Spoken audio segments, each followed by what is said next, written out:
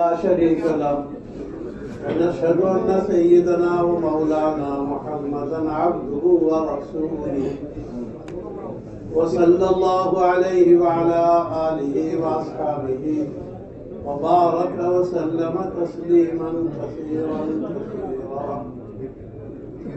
अम्मा बअद फ़क़द क़ाल अल्लाहु तबारक व तआला इन्नमा यअमुरु मसाजिद अल्लाहि मन आमन बिल्लाहि वल यौमिल आखिर व अक़ाम अस्सलात व आता ज़कात व लम यख्श इल्लल्लाह व असा उलाइका अन यकूनु मिनल मुहतदीन। व क़ाल रसूलुल्लाहि सल्लल्लाहु अलैहि वसल्लम खैरुल बुक़ाइ मसाजिदुल्लाह व शर्रुल बुक़ाइ अस्वाक़ुहा और कमा क़ाल अलैहिस्सलातु वस्सलाम। काबिल एहतराम बुजुर्गों और भाइयों, अल्लाह के नज़दीक सबसे बढ़िया जगह मस्जिद है, क्योंकि अल्लाह पाक ने इसको अच्छी जगह बनाया है। यहाँ आदमी पाक होकर आता है, यहाँ आदमी कुरान पढ़ता है, तस्बीह पढ़ता है, तिलावत करता है, दुआ मांगता है, दुनिया की बहुत सारी बातों से बच जाता है और अल्लाह के जिक्र में लग जाता है। क्योंकि अल्लाह के नबी हज़रत मोहम्मद सल्लल्लाहु अलैहि वसल्लम ने जिब्रील अमीन से पूछा कि सबसे बढ़िया जगह कौन सी है। जिब्रील अमीन ने पूछकर बताया, कोई काम बगैर तहकीक के नहीं है, वो तो अल्लाह पाक से पूछ कर आए। जब अल्लाह पाक से पूछ कर आए तो अल्लाह पाक ने बताया कि सबसे ऊंची जगह तो मस्जिद है, इसलिए मस्जिद को कहते हैं सजदा करने की जगह। ये तो माथा टेकने की, सजदा करने की, पेशानी झुकाने की जगह। आदमी अपने आप को हेज कर दे, जोर दिखा दे, मैं कुछ नहीं। क्योंकि जिब्रील अमीन यूँ फरमाते हैं, मुझे इस पूछने की वजह से और इस मालूम करने की वजह से इतना कुर्ब बढ़ गया, इतनी नजदीकी हो गई। अब से पहले इतनी नजदीकी नहीं थी, सिर्फ पूछने से, मालूम करने से इतनी कुर्बत है, करने से क्या कुर्बत। जब हजरत आदम अलैहिस्सलाम जन्नत से उस चूक की वजह से निकाल दिए गए जो हो गई, वो चूक बन गई और वो खुदा की तरफ से थी और उसी में खैर था। वो चूक ना होती तो मस्जिद में आ जाते। जन्नत में 120 सब थोड़ी जाती थी,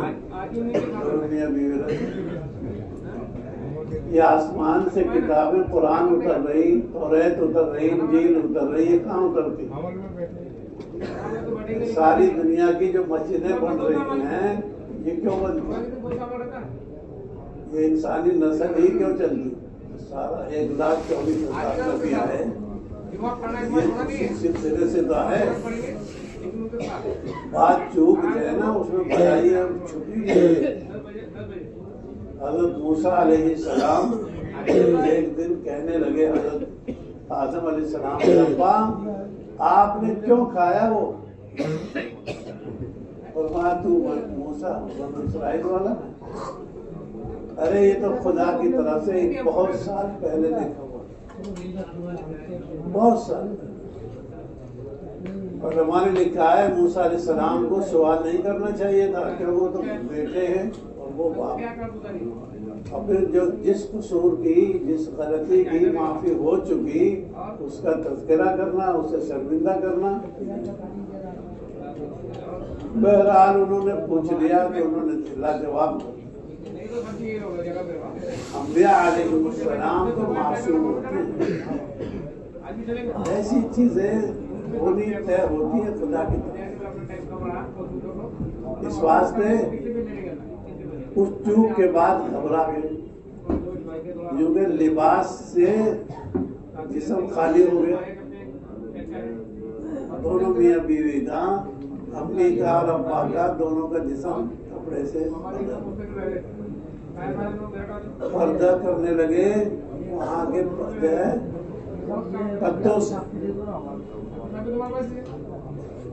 अल्लाह पाक ने फिर बेचैनी देखकर, बेकरारी देखकर बैतुल मामूर को उतारा।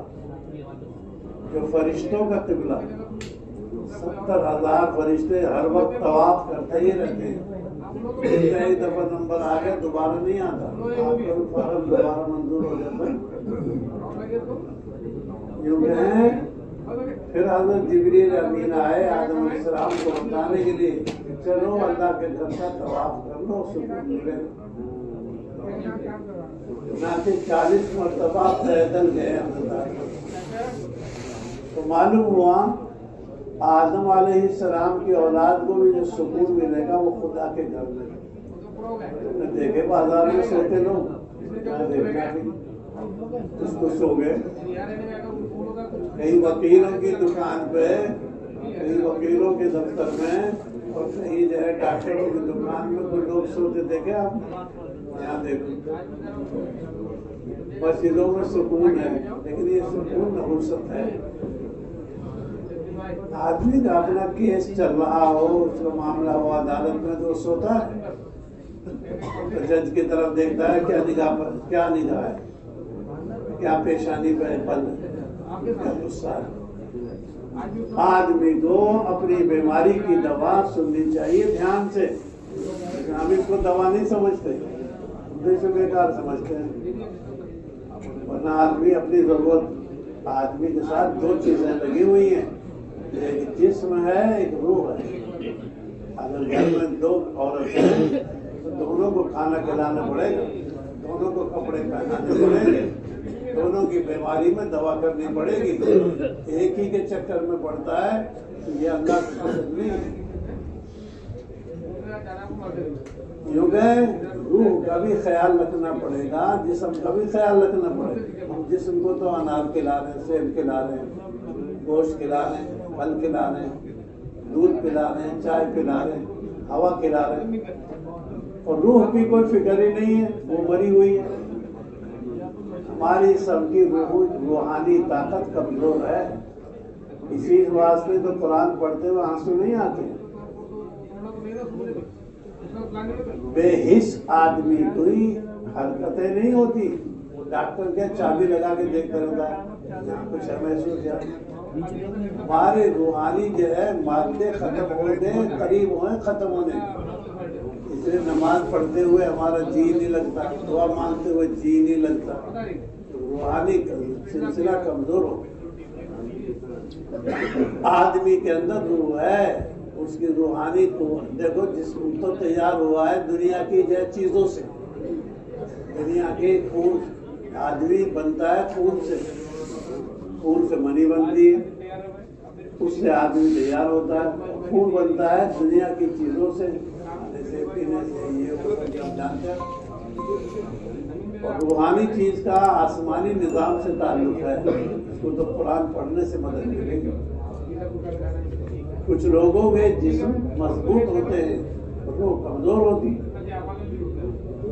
और कुछ लोगों की जिस्मानी ताकत तो बहुत कमजोर होती है, लेकिन रूहानी ताकत मजबूत है। उनकी आसमानी पहुंच बहुत, उनकी रफ्तार बहुत तेज है, वो अल्लाह की तरफ से नवाजे जाते हैं। हमारी तो किसी की दूर की निगाह कम है, किसी की बाहर की नजदीक की निगाह। अभी तो आदमी को देखने की बात है, मुझे हमारे रूहानी में जी लगता है या नहीं लगता। बाजारों की मेहनत के लिए इतनी कोशिश की जा रही है कि आदमी वहाँ चौकन्ना है और चीज के लिए।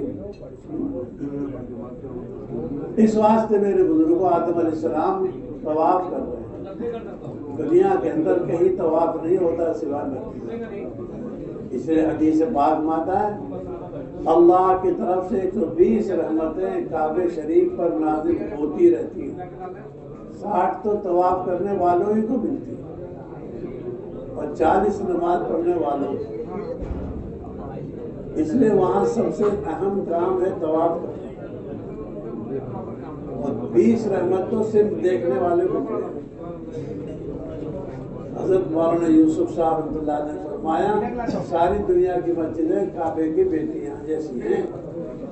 लिहाजा मुसलमान को इत्मीनान मिलेगा, सुकून मिलेगा कि अल्लाह के घर में हज़रात अंबिया अलैहिस्सलाम तो मस्जिदों में जाता है। खुदा के शहीद है और नेक बंदे मस्जिदों में जाता है, इसलिए मस्जिद अल्लाह के रहमत के उतरने की जगह है। आपको प्लम्बर ही छोड़ा ना? मस्जिद को झाड़ना भी सवाब है, मस्जिद में बैठना भी सवाब है, मस्जिद में दाखिल होना भी रहमत है। इस वास्ते की मस्जिद अल्लाह के रहमत के उतरने की जगह है। अगर मस्जिद में आने के बाद जी लग रहा है तो ये ईमानदार होने की निशानी है। मस्जिद में आकर जी घबराया हुआ है, ये इसके ईमान के कमजोर होने की निशानी। कोई किसी को थर्मोमीटर नहीं लगा रहा, तो लगा लो अपना। और कौन मुतमईन है, कौन मस्जिद में आके बैठते हैं? चाय की होटल पर तो वही आगे बैठेगा जिसको चाय पीनी है। मस्जिद में आने वाला वो अल्लाह का ईमानदार बंदा है, वो खुदा का शहीदा है, जिसके घर